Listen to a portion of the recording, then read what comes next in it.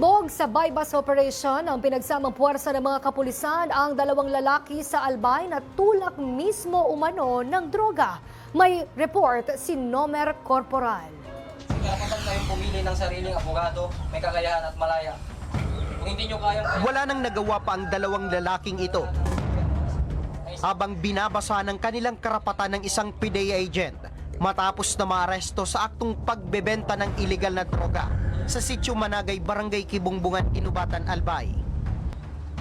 Kinilala ang dalawang suspect na si Bernard Balde, 56 years old, at Marlon Pablico, 31 years old na parehong residente ng naturang lugar. Nakuha sa kanilang posisyon ang tatlong transparent plastic sachet, laman ng hinihinala ang shabu at ginamit na marked money. Malaking tulong talaga to kasi itong subject natin. Ayon sa Philippine Drug Enforcement Agency Regional Office 5, halos mag-iisang taon din ang kanilang ginawang surveillance sa tulak umanong si Balde. Bukod sa mailap ang suspect, pahirapan din umano na makapasok sa mismong bahay nito kung saan nagaganap ang benta ng pinagbabawal na droga. Kaya naman ang makakuha ng tsansa ang isang PDEA asset na makatransaksyon si Balde ay dito na nakumpirma ang iligal na gawain ito. Napag-alaman din na maliban sa pagbebenta ay pinapagamit pa umano ang bahay nito bilang drug den sa kanyang mga parokyano.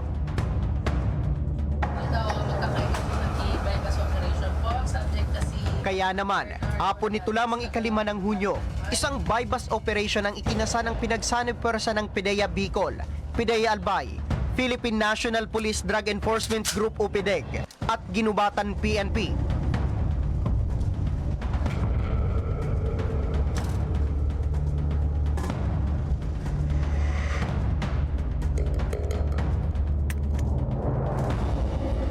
Na nagresulta sa pagkakahuli kay Balde at isa pa nitong kasamahan. Ang modus operandi nito, sa bahay lang talaga siya nagtatransact. So may isa siyang kasama, katiwala, pupunta lang doon, kakatok sa gate, aabutan ng yung ni Marlon Pablico, aabutan siya sa gate.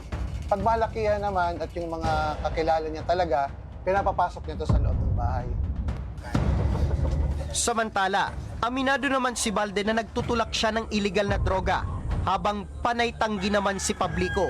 Nagbebenta ka si droga? Saro-saro. Saro-saro lang. Oo. Hindi ko magkaya po yan. Ang bakal po ng maintenance. Sa sikonsok sa manok niya, tigal daw nok 600. Daw mo sa ng trabaho ko dami sir. Tagalaga ka lang. Tagalaga sa manok. So ayan, pasado alas 12 ngayong hapon, nasa likod ko ang dalawang suspect na nahuli sa ating isinagawang bypass operation. Idadala na ito sa PDEA Regional Office 5 sa Legazpi City para yung dalawa isa sa ilalim sa drug test. Ngunit ayon sa kanila, hindi daw sila gumagamit ng ipinagbabawal na gamot.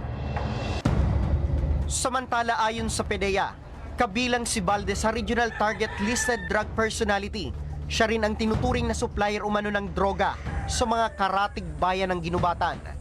Itong subject natin, siya talagang halos main source, siya ang main source dyan ng illegal na droga sa lugar na yan. Umaabot ang transaction nga sa Ligao, Amsur, hanggang Legazpi. So dinadayo talaga siya dyan. Kasong paglabag sa Comprehensive Dangerous Drugs Act ang kakarapin ng dalawang suspect habang dinidinig ang kanilang kaso sa korte. Para sa totoong balita sa Bagong Pilipinas, Nomer Corporal, Congress News.